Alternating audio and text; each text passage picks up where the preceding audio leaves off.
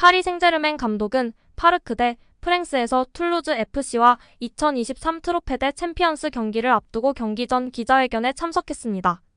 가장 먼저 겨울 이적 시장에서 첫 번째로 영입한 베랄도 선수에 대해 발언했습니다.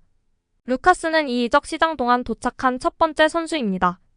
그는 우리와 함께 훈련할 수 있었기 때문에 우리는 이미 알고 있던 것을 조금 보았습니다. 우리는 항상 선수의 전체 프로필을 이해하기 위해 가능한 많은 정보를 가지려고 노력합니다. 우리는 그 클럽에 가입하는 모든 선수가 매우 전문적이고 파이터이기를 원합니다. 루카스 베랄도는 이 모든 요구사항을 충족합니다. 그는 수비하는 방법을 알고 있고 공에 매우 편안한 왼쪽 수비수입니다. 우리는 이미 프리시즌 동안 그와 계약할 생각을 어느 정도 했습니다. 우리는 그가 어린 나이에도 불구하고 팀에 도움을 줄 수 있는 선수라는 것을 매우 분명히 보았습니다. 그는 다른 대륙에서 온 선수이기 때문에 그들에게 항상 어려움이 있습니다. 그가 준비가 되면 그는 경기에 출전할 것이지만 서두르지 않을 것입니다. 이번 겨울 이적 시장에 대해서도 이야기했는데요. 만약 제가 각 포지션에 여러 명의 선수를 영입할 수 있다면 저는 분명히 기쁠 것입니다. 우리는 이 이적 시장 동안주에 깊게 지켜볼 것이고 우리가 팀을 발전시킬 수 있는 기회가 있는지 볼 것입니다. 겨울 이적 시장은 항상 어려운 시장이고 여름 이적 시장과는 다르다며 신중한 태도로 접근할 것임을 알렸습니다. 이어 툴루즈와 슈퍼컵을 앞둔 소감에 대해 먼저 밝혔는데요. 엘리케 감독은 결승전에서 뛸 때마다 지난 시즌에 잘 뛰었다는 것을 의미하며 그것은 좋은 징조입니다. 결승전은 당신의 팀이 얼마나 좋은지 볼 수 있는 완벽한 시간입니다. 시간이 지날수록 당신은 모든 것을 통제할 수 없기 때문에 무슨 일이 일어나고 있는지에 적응해야 합니다. 그것은 우리에게 매우 자극적입니다. 우리는 타이틀을 얻을 수 있는 기회가 있고 파리 생제르맹과 같은 훌륭한 클럽이 이런 경기를 위해 살고 있습니다. 이어 파리 생제르맹에서의 첫 타이틀의 기회라는 점에 대해 발언했는데요. 내일 우리는 올 시즌 첫 우승을 위해 경기를 할 수 있는 기회가 있기 때문에 그것이 동기부여가 됩니다. 우리의 목표는 가능한 모든 우승을 하는 것입니다. 그것은 우리가 작년에 투입했던 모든 노력에 대한 보상일 것이기 때문에 물론 우리는 매우 동기부여가 되어 있습니다. 저는 제가 생각하는 모든 선수들처럼 매주 트로피를 위해 경기를 할 수 있기를 바랍니다. 물론 동기부여는 어떤 일반적인 리그 경기보다 큽니다. 그것은 홈에서 그러나 중립 그라운드에서 경기를 할 것입니다. 저는 분위기가 좋을 것이라고 생각하기 때문에 우리는 기쁩니다. 상대팀인 툴루즈에 대해서는 그들은 공으로 많은 것을 할 수 있는 팀입니다.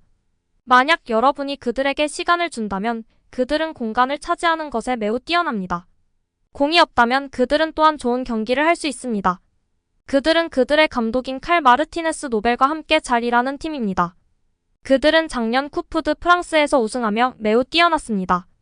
두 팀 모두 동기부여가 될 것이고 우리는 어느 쪽이 더 나은지 90분 동안 볼 수 있을 것이라며 발언을 마쳤습니다. 정말 이변 없이 PSG가 승리하여 슈퍼컵을 들어 올렸으면 하는데요. 우리 이강인 선수 처음으로 파리의 슈퍼컵을 꼭 들어 올렸으면 좋겠습니다. 또한 무엇보다 부상 조심하시고 맹활약하길 응원하겠습니다. 지난 메스전 이강인의 맹활약 이후 프랑스 현지 축튜버부터 현지 팬들, 매체들까지 이강인을 향한 평가가 주목받고 있는데요. 하나하나 살펴보도록 하겠습니다. 프랑스 현지에서 유명한 98만 축튜버는 지난 이강인에게 혹평을 하기도 했었죠. 비열하다는 표현으로 맹렬하게 비난했었던 유튜버가 지난 메스전 이후에는 변화된 평가를 내렸습니다. 전반전에는 이강인이 꽤 좋은 활약을 했어. 공도 많이 받고 물론 실수도 있었고 공도 뺏기기도 하고 패스 미스와 드리블 실패도 있었어. 바르콜라랑 원투 상황에서 좋지 않은 선택을 하기도 했어. 공을 너무 많이 밀거나 해서 실수가 있긴 있었어. 근데 전반전에 제일 자주 눈에 띈 선수야. 실수도 했지만 강인이는 최선을 다했어. 공간으로 침투하는 공격수들이 없어서 당연히 쉽지 않은 전반전이었을 거야. 매치처럼 수비 라인이 낮은 팀을 상대하는 것도 쉽지 않았을 거야. 그래도 오늘은 좋은 활약을 해준 이강인이야. 전후반 통틀어서 오늘 이강인은 편해 보였어. 오른쪽 측면으로 넘어가서 비티냐한테 어시스트 했을 때도 자신감을 되찾은 이강인을 볼 수 있었어. 오늘은 자기 축구에 대한 자신감, 팀원들이 찾고 패스해주는 축구, 이런 이강인을 다시 볼 수 있어서 정말 좋았어. 물론 완벽한 경기는 아니었어. 완벽하지 않은 경기였으나 좋은 경기는 분명했어. 다시 말하지만 우리는 이강인이 파리 팀에서 자리 잡길 원하는 선수야. 오늘은 좋은 날이었어. 라며 긍정적인 평가를 내리며 팬들의 공감과 지지를 받고 있습니다. 또 다른 현지 팬들의 반응을 살펴볼까요? 나는 단지 유니폼을 팔기 위해 파리로 이적했다고 생각한 걸 인정해. 그러나 현재 이강인은 매우 훌륭하고 항상 팀을 위해 뛰어 이번 리그 전반기 선수 중에 내가 가장 좋아하는 선수 중 한 명이야. 국제무대에서 복귀한 이후 거의 체력이 바닥인 것 같아서 이번 연말 휴식기가 이강인에게 도움이 될 것 같다. 우리를 깜짝 놀라게 했다는 사실을 인정한다. 빨리 잠재력이 터졌으면 좋겠어요.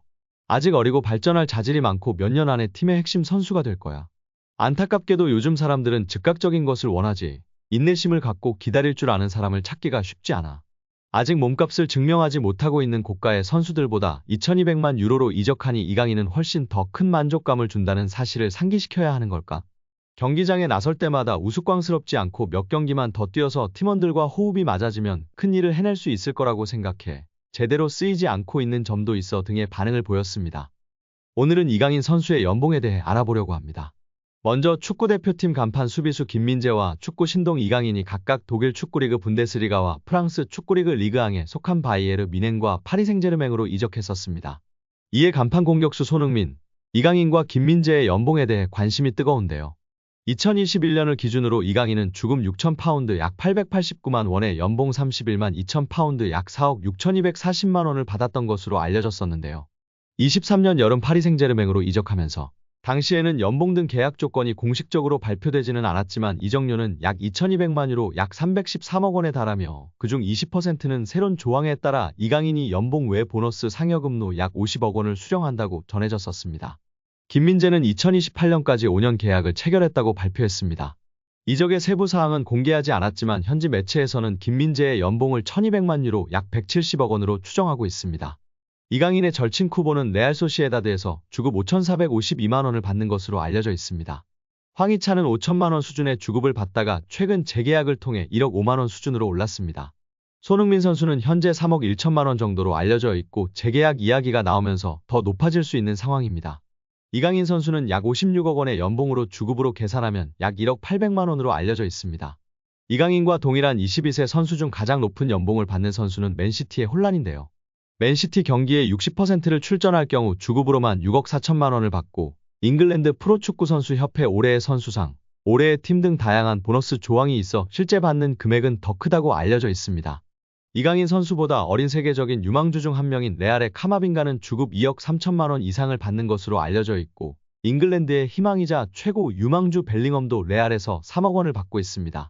이강인 선수와 찐케미를 보여주고 있는 음바페 선수는 유럽 5대 리그에서 가장 높은 연봉을 받는 선수인데요. 주급이 무려 19억 원으로 알려져 있습니다.